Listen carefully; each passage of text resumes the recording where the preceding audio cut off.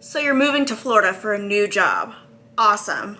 Are you getting overwhelmed or excited, ready to get settled in? Once you arrive in the Sunshine State, don't go planting orange trees in your yard just yet. Let's get you established first so that you can navigate this transition with ease. Or at least, easier.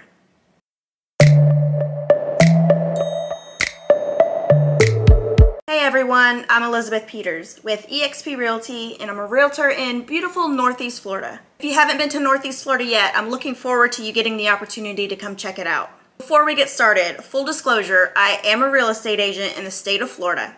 I help people buy and sell houses. I'm not a tax advisor, and I'm not an attorney, so I can't give you legal advice. And I'm also not a financial planner. Some of these topics that are going to help you transition into Florida residency will bring up matters where you will need to consult a licensed professional in the specific field it's tied to. I do specialize in helping people relocate from all over the world, and I absolutely love it.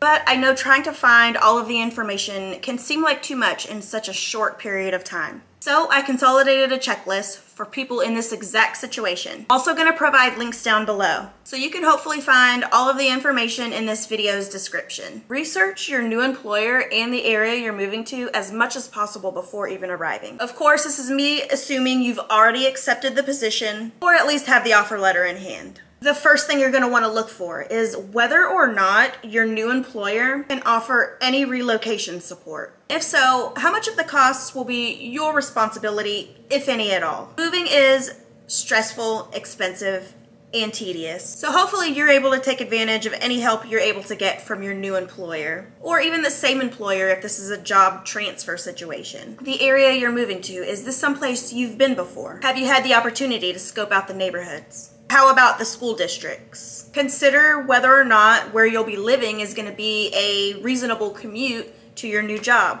or the things you like to do. If possible, I recommend just keeping a folder on your computer so that everything is in one place. If you're more tactile and need to print physical copies, definitely get a binder started. Now you've got to establish Florida residency. This isn't a terribly complicated process, but there are several steps you're going to need to take in order to complete the whole task. If you don't own property in another state, this part will be very simple for you. You just need to do the things you're already doing anyway when moving. You're going to find a place to live, change the physical address of where that is, not a P.O. box, registering for schools, changing your banks, having a job here locally, and changing your driver's license. These actions will automatically establish you as an official Florida resident. Welcome home, my friend. If you do still plan to own property in another state, this is where things get a bit more complicated because of how state taxes are set up in other states. Whatever state you're leaving is still going to want to hold on to those precious tax dollars. This is where I recommend you speak to an attorney if you plan to own property in another state, as well as establish yourself as a Florida resident. You can still own multiple properties in multiple states, but you have to make one state show up as home base. You're going to need to record a declaration of domicile in the county you're going to be residing. And this is going to show where your roots are. It's a legal document of essentially a sworn statement that your intent is to permanently stay in Florida even though you own properties in other places. Florida will be your primary home. You will have to show proof for this, and then it has to get approved. Showing proof basically means switching over all the things you're going to be using in Florida. You'll need to make sure your primary doctor's in Florida, have your bank accounts here, have your voter registration here, file your taxes here, and numerous other things that shows that your intent is to stay here permanently. This is why I say to go ahead and be safe and make sure it's done correctly to prevent multiple trips, to go ahead and hire a professional for this. In Florida, you have 30 days from declaring domicile to get a Florida driver's license. And since you can't have two driver's licenses, they will ask you to hand over your former driver's license from your other state.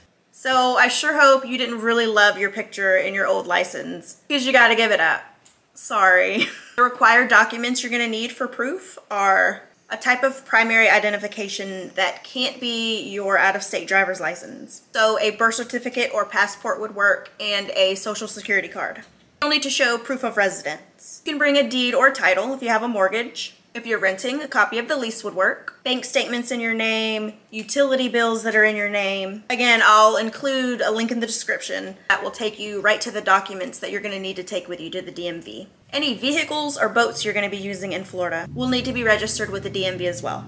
It is a requirement that you have to bring your vehicles physically there so they can come out and verify the VIN if they need to. Just like your driver's license, you have 30 days in Florida to register your vehicle, as well as show proof of auto insurance.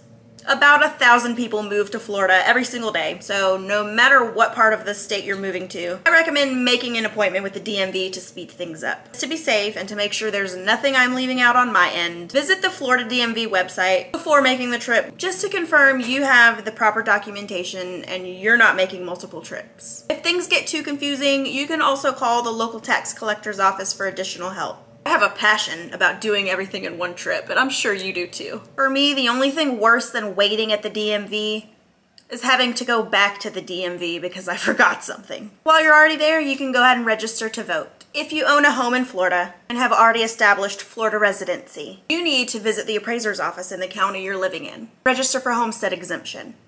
This gets you a substantial break on property taxes. It also caps the total amount property taxes can go up each year. Florida homeowners really enjoy having this tax benefit. And the deadline is March 1st, so get to it before then. If you have pets, you'll need to move over their registration to Florida, and this is a requirement for all pets in the state. For any dogs or cats that are older than 4 months old, you need a pet license and to be up to date on their vaccinations. This is just to ensure that we are keeping them safe from infectious diseases that can harm them or spread to other animals and people. A good tip would be to clear things up with your local vet before shipping or moving pets to a new location. Once you have the proper forms submitted and current shots are on record, you'll then be given the license tags for your fur babes to wear. And finally, decide if you want to set yourself up with SunPass or ePass. Two different companies, but essentially the same thing, each serving the same purpose. Regardless of what area you're moving to, just know that Florida has a lot of toll roads. Some of them are just designated lanes, so there is no actual attendant that collects money.